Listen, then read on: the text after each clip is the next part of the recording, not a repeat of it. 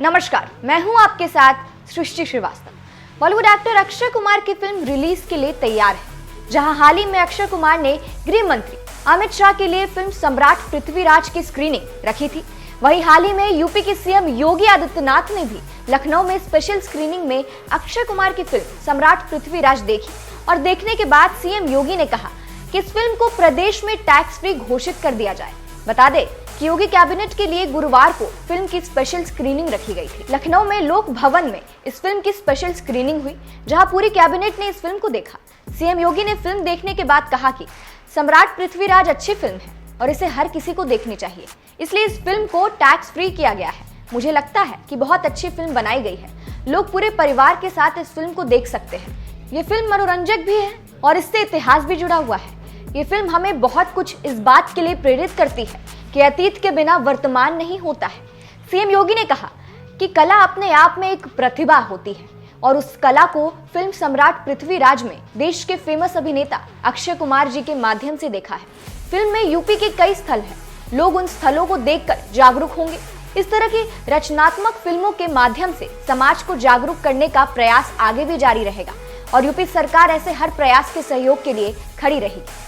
बता दें कि सीएम योगी के अलावा गृह मंत्री अमित शाह ने भी ये फिल्म देखी थी और इस फिल्म की तारीफ भी की थी। बता दें कि सम्राट पृथ्वीराज में अक्षय कुमार के साथ मानुषी छिल्लर, सोनू सूद और संजय दत्त अहम रोल में नजर आए हैं। चंद्र प्रकाश द्विवेदी के डायरेक्शन में बनी ये फिल्म हिंदी के साथ साथ तमिल और तेलुगु भाषा में भी रिलीज होगी। खैर, देखने वाली बात तो अब ये होगी कि 3 जून को रिलीज हो रही ये फिल्म बॉक्स ऑफिस पर क्या धमाल मचाती है। वैसे आपका इस खबर पर क्या कहना है, हमें कमेंट करके जरूर बताएं।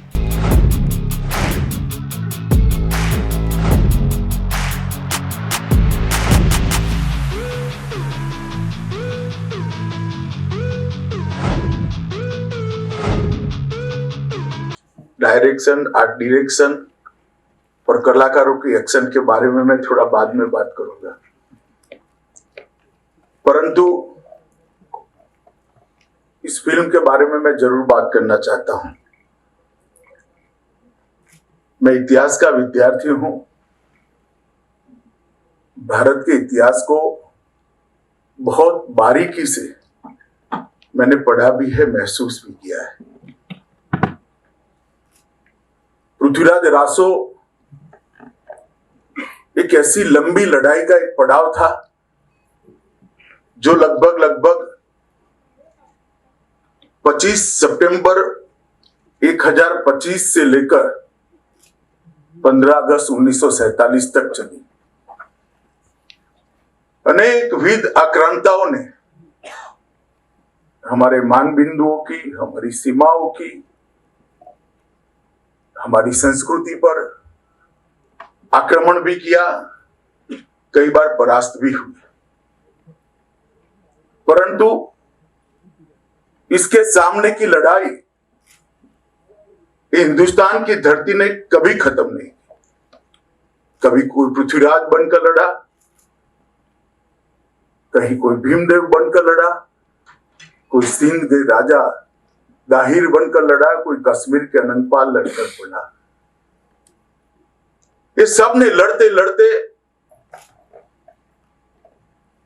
सालों के सांस्कृतिक प्रवाह को, जो हमने बनाकर विश्व की श्रेष्ठ संस्कृति यहां पर हमने बनाई थी, उसका संरक्षण भी किया, संवर्धन भी किया।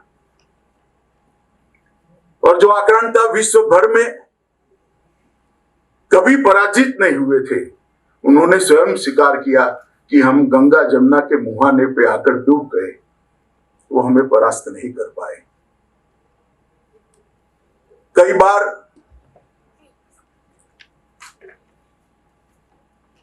सैकड़ों इतिहास के पुस्तक जो स्वाभिमान और जन जागृति नहीं ला सकते, एक काव्य ला देता है। इसका उदाहरण जिस काव्य पर यह फिल्म बनी है वो पृथ्वीराज रासो है। और कई बार हजारों पृष्ठ इतिहास के किसी महानायक का वर्णन नहीं कर सकते। 2.5 घंटे की फिल्म वो महानायक को फिर से जनमानस के अंदर महानायक करके प्रस्तावित करती है। और इसका उदाहरण सम्राट पृथ्वीराज है। सम्राट पृथ्वीराज न केवल मातृभूमि के लिए लड़ने वाला एक योद्धा की कहानी है, सम्राट पृथ्वीराज हमारी सांस्कृतिक ऊंचाइयों का परिचायक भी है। आज जब बात करते हैं स्त्री के स्वातंत्र की, स्त्री के एम्पावरमेंट की, विमेन एम्पावरमेंट की बात करने वालों ने पृथ्वीराज जरूर देखना चाहिए। मर्यादा के चौखट के अंदर महिला की स्वतंत्रता क्या हो सकती है, सम्मान क्या हो सकता है, समान अधिकार क्या हो सकता है, ये हमारी सांस्कृतिक ऊंचाइयों का बहुत सुंदर तरीके से चित्रण भाई चंद्र प्रकाश जी ने किया है। मैं उनको बहुत बहुत साधुवाद देना चाहता हूं। पृथ्वीराज कहानी एक ऐसे योद्धा की है जो अफगानिस्तान से लेकर दिल्ली तक एक एक इंच जमीन पर हुए, एक एक इंच जमीन पर लड़े। 900 साल 1000 साल की लड़ाई व्यर्थ नहीं गई है। सन 47 में हम स्वतंत्र हुए और मैं निश्चित रूप से कह सकता हूं कि 2014 से जो सांस्कृतिक पुनर्जागरण का एक युग भारत के अंदर शुरू हुआ है, वो फिर से एक बार भारत को उस ऊंचाइयों तक ले जाएगा जहां पर हम कभी थे। अनेक विध कठिनाइयों के पार करते हुए भारत का गौरव, भारत की महानता, भारत की संस्कृति और हमारा स्वधर्म आज फिर से एक बार उस रास्ते पर चल पड़ा है जो सालों पहले हम पूरी दुनिया को रास्ता दिखाते थे। फिल्म की कथा कितनी भी ताकतवर क्यों न हो,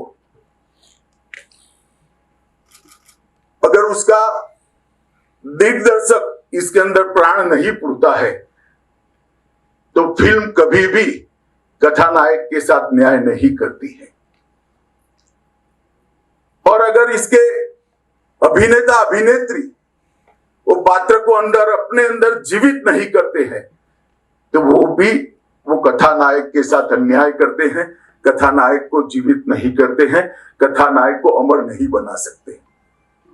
मैं बिल्कुल मन से किसी भी दबाव के बगैर कह रहा हूं, भाई चंद्र प्रकाश जी ने इस फिल्म को, पृथ्वीराज को हूबहू फिर से पुनर्जीवित करने का काम किया है और पूरे भारत के अंदर इससे चेतना की जागृति होगी, हमारी सांस्कृतिक ऊंचाइयों की स्मृति फिर से हम एक बार देख पाएंगे।